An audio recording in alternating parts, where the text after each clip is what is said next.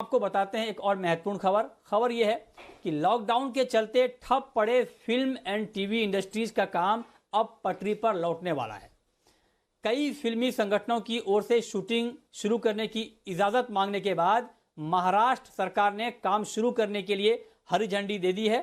सरकार ने शूटिंग की इजाजत agriculture, cooperation and farmers welfare, rural development and Panchayati Raj development minister Shri Narendra Singh Tomar ji, minister for information and broadcasting, environment, forest and climate change Shri Prakash Javadekar ji, warm welcome to the ministers for the briefing. After the briefing, we will take some questions. Over to the Honorable Minister. आज प्रधानमंत्री नरेंद्र मोदी जी की अध्यक्षता में केंद्रीय मंत्रिमंडल की आज यानी 1 जून को बैठक हुई। हमेशा बैठक बुधवार को होती है, लेकिन आज दूसरे कार्यकाल का ये पहली कैबिनेट, दूसरे कार्यकाल की 1 साल पूरे होने पर पहली कैबिनेट की मीटिंग है, इसलिए ये सोमवार को आज हुई है, पहला कामकाज का दिन है।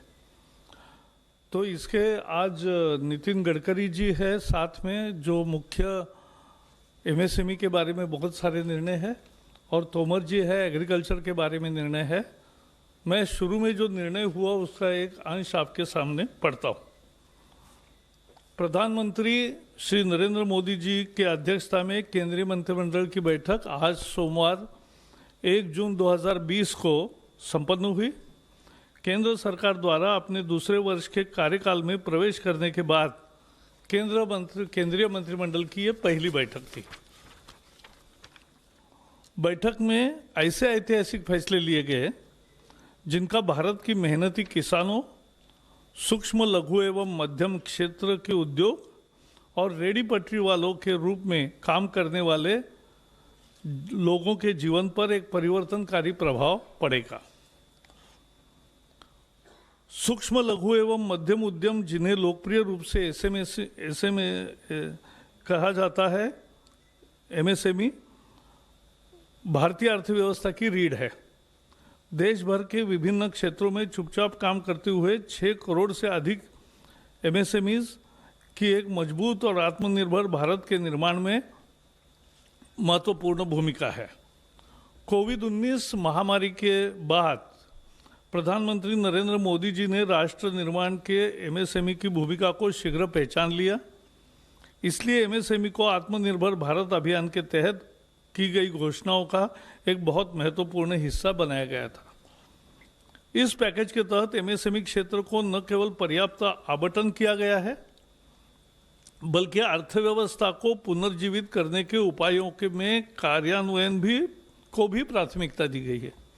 कई प्रमुख घोषणाओं से संबंधित क्रियान्वयन पहले ही शुरू किया जा चुका है।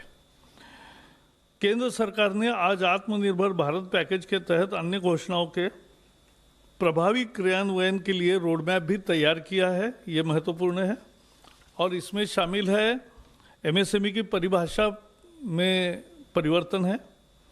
ये व्यवसाय करने को आसान बनाने की दिशा में एक और कदम है और ये एमएसएमई क्षेत्र के निवेश को आकर्षित करने और अधिक नौकरियां पैदा करने में भारत में मदद करेगा। जो एमएसएमई संकट में है उनको इक्विटी सहायता प्रदान करने के लिए अधीनस्थ ऋण के रूप में 20,000 करोड़ रुपए का प्रावधान का प्रस्ताव आज कैबिनेट द्वारा औपचारिक रूप से अनुमोदित किया गया। इससे 2 लाख ऐसे जो संकट में है ऐसे एमएसएमई को फायदा होगा। एमएसएमई के लिए 50,000 करोड़ रुपए की इक्विटी निवेश का प्रस्ताव भी पहली दफा हुआ है। ये एमएसएमई को ऋण इक्विटी अनुपात के प्रबंधन और उनकी क्षमता वृद्धि में मदद करने के लिए एक ढांचा तैयार करेगा। यह उन्हें स्टॉक एक्सचेंज में सूचीबद्ध होने का अवसर भी प्रदान करेगा। इस तरह की सहूलत पहली दफा मिल रही है एमएसएमई उद्योगों को।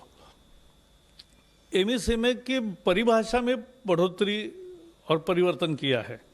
भारत सरकार ने आज एमएसएमई की परिभाषा को और संशोधित किया, क्योंकि जब पैकेज घोषित किया था तो एक संशोधन दिया था, लेकिन आज इकाई की परिभाषा बढ़ाकर 1 करोड़ रुपए के निवेश और 5 करोड़ रुपए का कारोबार कर दिया गया। लघु इकाई की सीमा बढ़ाकर 10 करोड़ रुपए का निवेश और 50 करोड़ रुपए का टर्नओवर कर दिया गया है। इसी प्रकार मध्यम इकाई का निवेश सीमा बढ़ाकर 20 करोड़ रुपए तथा 100 करोड़ की जगह 250 करोड़ रुपए का कारोबार कर दिया गया है। गौरतलब है कि 2006 में एमएसएमई डेवलपमेंट एक्ट के अस्तित्व में आने के 14 साल बाद यह संशोधन हुआ है। पैकेज की 13 मई 2020 को घोषणा के बाद अनेक प्रतिनिधियों से मिले और घोषित संशोधन अब भी बाजार और मूल्य निर्धारण की स्थिति के अनुरूप नहीं है, इसे ऊपर की तरफ और संशोधित किया जाना चाहिए, इस तरह का फीडबैक आया। इन आवेदनों को सुनते हुए प्रधानमंत्री ने मध्यम एवं मैन्युफैक्चरिंग सेवा इकाइयों की सीमा को और बढ़ाने का निर्णय किया। अब यह 50 करोड़ रुपए का निवेश और 250 करोड़ रुपए का कारोबार की सीमा होगी।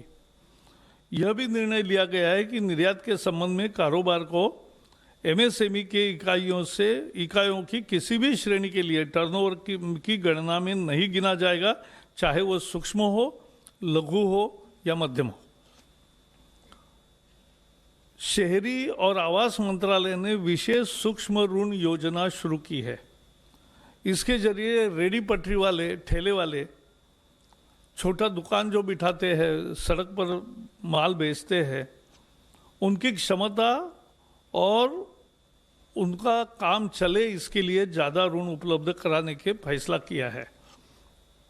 ये योजना लंबे समय तक चलेगी क्योंकि कामकाज फिर शुरू कर सके और अपना जीविकोपार्जन सही तरीके से कर सके। इस योजना के 50 लाख से अधिक पटरी सामान बेचने वाले ठेला वाले, हॉकर और रेडी पटरी वालों को लाभ मिलेगा। इनके द्वारा क्या क्या बेचा जाता है मालूम है आपको? सब्जी है, फल है, तैयार खाद्य पदार्थ है, चाय, पकौड़ा, ब्रेड, अंडा, कपड़ा, चप्पल, किताब, स्टेशनरी की आपूर्ति, बहुत सारे वस्तुएं यहाँ बेची जाती है, हम खरीदते हैं। इसके अंतर्गत सलून, मोची, लॉन्ड्री और पान की दुकानें भी आएगी। भारत सरकार कोविड-19 के दौरान इनके समक्ष आई परेशानी के प्रति संवेदनशील रही है। इसी के तहत इन्हें तत्क्षण सहयोग हेतु ये ऋण की योजना शुरू की गई है ताकि अविलंब ये अपने व्यापार को गति दे सके। स्थानीय शहरी निकाय इस योजना में क्रियान्वयन में महत्वपूर्ण भूमिका बजाएगा। शायद भारतीय इतिहास में पहली दफा आज़ादी के बाद ऐसा निर्णय लिया गया है, जबकि फुटपाथ दुकानदारों और रेडी ठाने वालों को, चाहे शहरी क्षेत्र या ग्रामीण क्षेत्र के हो, इस योजना के तहत इन सभी लोगों को, वर्गों को 10,000 रुपये का ऋण दिया जाएगा। इसे वो मासिक किस्तों में अधिकतम 1 वर्ष के अंदर वापस लौटा सकते। समय पर भुगतान करने को वालों को 7% वार्षिक ब्याज सब्सिडी के रूप में लाभार्थी के बैंक खाते में जमा कर दी जाएगा। इसमें किसी तरह का दंड का प्राविधान नहीं है। इस पहल से इन वेंडरों एवं अन्य विक्रेताओं को आर्थिक उन्नयन में मदद मिलेगी। इस योजना के क्रियान्वयन में किसी तरह की कठिनाई ना हो तथा जिन्हें इसका लाभ मिलना है उन तक यह सही ढंग से पहुँचे, इसके लिए मंत्रालय, बैंक एवं स्वयं सहायता समूह की अहम जिम्मेदारी एवं भूमिका तय की गई है। साथ ही इसके क्रियान्वयन में पारदर्शिता रहे, इसके लिए पोर्टल, मोबाइल ऐप भी तैयार किए गए हैं। सशक्तिकरण के लिए टेक्नोलॉजी का उपयोग अन्य काम में भी करने का फैसला हुआ है। योजना के पूर्ण क्रियान्वयन एक वेब पोर्टल के साथ एक डिजिटल प्लेटफॉर्म, मोबाइल ऐप विकसित किया जा रहा है। यह प्लेटफॉर्म विक्रेताओं को औपचारिक वित्तीय ढांचे के साथ एकीकृत करने के लिए it will be yet another financial inclusion, यह आईटी प्लेटफॉर्म मदद करेगा। डिजिटल ट्रांजैक्शन को इससे बल मिलेगा, प्रोत्साहन मिलेगा और क्षमताओं के विकास के लिए भी ये राज्य सरकार एवं अन्य एजेंसियों के सहयोग से शहरी विकास मंत्रालय एक क्षमता विकास एवं वित्तीय साक्षरता का कार्यक्रम भी शुरू करेगा, जो महत्वपूर्ण है। सरकार ने किसानों के लिए आज बड़े फैसले किए, जो पहले पैकेज के समय नहीं बताया था, लेकिन आज पहले नया फैसला है और बहुत महत्वपूर्ण है कि न्यूनतम समर्थन मूल्य उसकी कुल लागत का 1.5 गुना ज़्यादा रखने का अपना वादा सरकार पूरा कर रही है। खरीफ फसल 20-21 के 14 फसलों के CACP आधारित न्यूनतम समर्थन मूल्य जारी कर दिया गया है, जिसकी जानकारी तोमर जी बताएंगे। इन 14 फसलों पर किसानों को अब लागत का 50 से लेकर 83% तक ज़्यादा दाम हासिल होगा। सरकार ने बैंकों द्वारा खेती और उससे जुड़े काम धंधों के लिए 3 लाख रुपए तक के अल्पकालिक कर्ज के भुगतान की तिथि भी 31 अगस्त 2020 तक बढ़ाई है और किसानों में इसमें ब्याज की छूट और अदायगी में मोहलत, ये दोनों फायदे उसको मिलेंगे। किसानों को 1 मार्च 2020 से 31 अगस्त 2020 के बीच अल्पकालिक कृषि कर्ज की ब्याज में 2% और अदायगी में 3% का फायदा होगा। भारत सरकार द्वारा किसानों को 7% से कर्जा मिलता है। इसमें 3 लाख रुपए तक के लोन पर 2% बैंक ब्याज की छूट सरकार देगी और समय पर भुगतान पर 3% का फायदा मिलेगा। इसका मतलब 4% में 3 लाख तक का कर्जा मिलेगा। किसानों के लिए ये बहुत बड़ी तोहफा है। ब्याज में छूट की योजना किसानों को किसान क्रेडिट कार्ड के जरिए कर्ज सहित अल्पकालीन फसल कर्ज के देने के मकसद से शुरू की गई है। पिछले कुछ हफ्तों के दौरान बहुत से किसान अल्पकालिक जो क्रॉप लोन होता है उसके अदायगी के लिए बैंक नहीं जा सके। इसको ध्यान रखते हुए कैबिनेट ने जो निर्णय किया है उससे करोड़ों किसानों का लाभ होगा। गरीब ही इस सरकार की सर्वोच्च प्राथमिकता है और इसलिए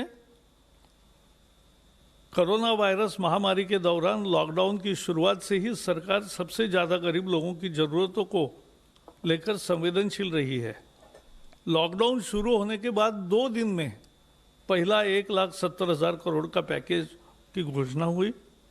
80 करोड़ लोगों को खाद्य सुरक्षा देने से लेकर 20 करोड़ महिलाओं के बैंक खाते में सीधे आर्थिक मदद पहुंचाने तक, गरीब वरिष्ठ नागरिकों, विधवा, दिव्यांगों को आर्थिक मदद देने से लेकर PM किसान के तहत करोड़ों किसानों को किस्त के रूप में मदद जैसे कदम उठाए गए हैं।